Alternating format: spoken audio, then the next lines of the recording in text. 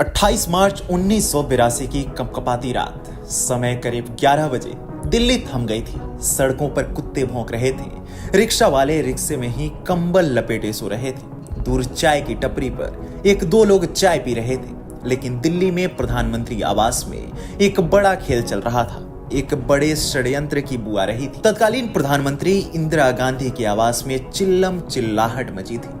इंदिरा गांधी की चीखती आवाजों से इलाका गूंज उठा था। ऐसा लग रहा था कि मार्च की इस सर्द रात में अंगारे बरसने वाले हों। यह वही रात थी जिसने इंदिरा गांधी के सीने में गहरा आघात किया था, और यह जख्म इतना गहरा था कि इंदिरा गांधी जीते जी इसे भूल नहीं पाई। यह वही रात थी जिसने गांधी परिवार को ताश के पत्ते की तरह बिखरते हुए काफी करीब से देखा था। नमस्कार, आज की वीडियो में मैं आपको बताऊंगा कि आखिर 28 मार्च 1982 की रात को ऐसा क्या हुआ था जिससे इंदिरा गांधी सदमे में आ गई थी और गांधी परिवार बिखरता चला गया। इंदिरा गांधी के शासनकाल को कई बड़ी घटनाओं के लिए याद किया जाता है। राजनीति की सीढ़ियां चढ़ते चढ़ते इंदिरा गांधी इस मुकाम पर पहुंच चुकी थी कि उनके सामने किसी का टिक पाना नामुमकिन था। यूं तो इंदिरा अपने बलबूते आगे बढ़ी, लेकिन उनकी राजनीति को मजबूती प्रदान करने में उनके बेटे संजय गांधी का बहुत बड़ा योगदान था। काफी कम उम्र में ही इंदिरा गांधी के पीछे पूरी कांग्रेस पार्टी की जिम्मेदारी संजय गांधी उठाने लगे थे। संजय गांधी जो चाहते वही करते, जो कहते वही होता। कहा तो यह भी जाता है कि इमरजेंसी लगाने की सलाह भी उन्होंने ही दी थी। कांग्रेस में एक दौर ऐसा आया कि संजय गांधी की छवि इंदिरा गांधी से बड़ी हो चुकी थी।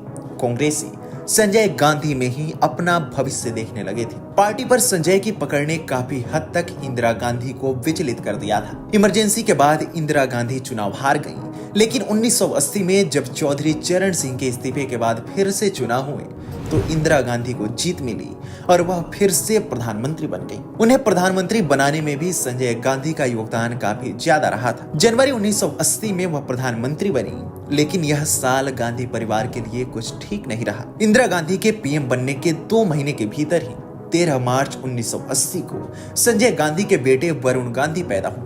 लेकिन इस खुशी को किसी की नजर लग गई और इसके 2 महीने बाद ही 23 जून 1980 को एक प्लेन क्रैश में संजय गांधी की मौत हो गई। इंदिरा टूट चुकी थी। जिस संजय गांधी में कांग्रेस पार्टी अपना भविष्य देख रही थी वो अब जा चुके थे। बेटे की मौत से हताश इंदिरा के ऊपर अब संजय गांधी की पत्नी मेनका गांधी और उनके नवजात बेटे की जिम्मेदारी आ गई थी। चूंकि संजय गांधी में कांग्रेस पार्टी अपना भविष्य देखती थी, लेकिन उनके मृत्यु के बाद उनके बड़े भाई राजीव गांधी को इंदिरा ने अपना उत्तराधिकारी चुना। यहीं से गांधी परिवार में कलह की शुरुआत होती है। इसके बाद तो हालात ऐसे होते चले गए कि बात बात पर इंदिरा गांधी और मेनका गांधी में बहस होने लगी। छोटी से छोटी बात पर उनकी लड़ाई होने लगी। एक और प्रधानमंत्री पद पर बैठी इंदिरा देश संभाल रही थी, तो वहीं दूसरी ओर परिवार को एकजुट रखने में वो नाकाम साबित हो रही थी। 1980 से शुरू हुई यह लड़ाई अब 1982 तक आ गई थी। संजय गांधी के कुछ समर्थक नेताओं के साथ मेनका गांधी ने इंदिरा गांधी को आंख दिखाना शुरू कर दिया था। एक बार तो कुछ ऐसा हुआ कि इंदिरा गांधी विदेश दौरे पर थी और उसी दौरान मेनका गांधी ने परिवार से नाराजगी के बीच लखनऊ में अपने समर्थक नेताओं के साथ मीटिंग की। हालांकि इंदिरा गांधी ने मेनका को यह बैठक न करने की चेतावनी दी थी,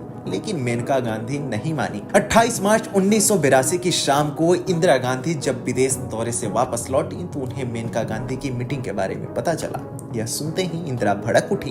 उसके बाद इंदिरा और मेनका गांधी में जमकर कहासुनी। मामला इतना भयंकर हो गया कि इंदिरा गांधी ने मेनका को घर छोड़ने का फरमान दे दिया। यह पहली बार था जब गांधी परिवार में इतनी भयंकर टूट पड़ी थी और बात घर से निकालने तक पहुंच गई थी। इंदिरा के फरमान पर मेनका ने आपत्ति जताई, लेकिन इंदिरा अपनी बात पर अड़ी रही। इंदिरा ने संपत्ति दिए बिना ही उन्हें घर छोड़ने का निर्देश दे दिया। इस पर मेनका गांधी की बहन ने आपत्ति जताई। मेनका की बहन ने दावा किया कि यह घर संजय गांधी का भी है, जिस पर इंदिरा ने कहा कि यह प्रधानमंत्री का घर है। फिर रात करीब 11 बजे तीखी बहस के बाद 23 वर्षीय मेनका गांधी अपने 2 साल के बेटे वरुण गांधी को साथ लेकर घर से निकल गई थी। गांधी परिवार से अलग होने के बाद मेनका गांधी ने 1982 में राजनीति में प्रवेश किया।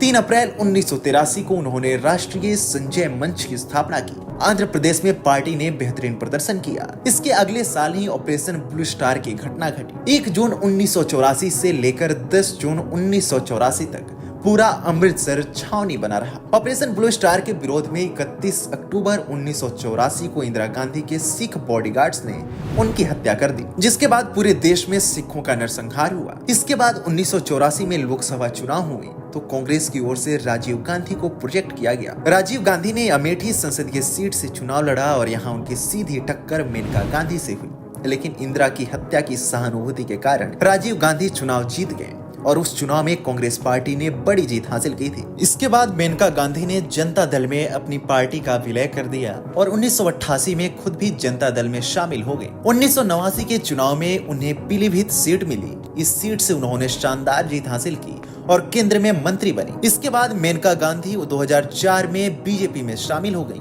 और उन्होंने पीलीभीत निर्वाचन क्षेत्र से जीत हासिल की। इसके बाद उन्होंने 2009 में आंवला, 2014 में पीलीभीत और 2019 में सुल्तानपुर से जीत हासिल की। इस बार मेनका गांधी बीजेपी के टिकट पर सुल्तानपुर सीट से फिर से चुनाव लड़ेंगी।